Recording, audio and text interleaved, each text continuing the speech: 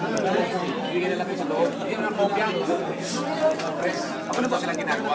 Bakit po ma'am, bakit po kayo nag-email? Kasi sa totoo lang,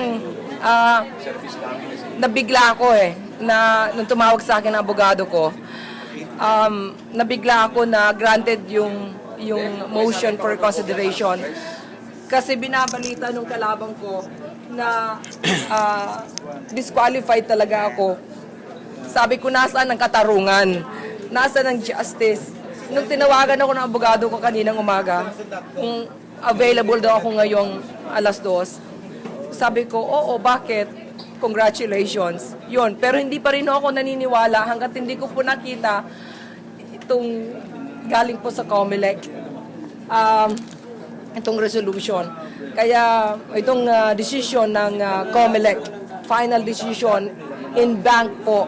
Kaya naiyak po ako, tears of joy, dahil naghirap din po ako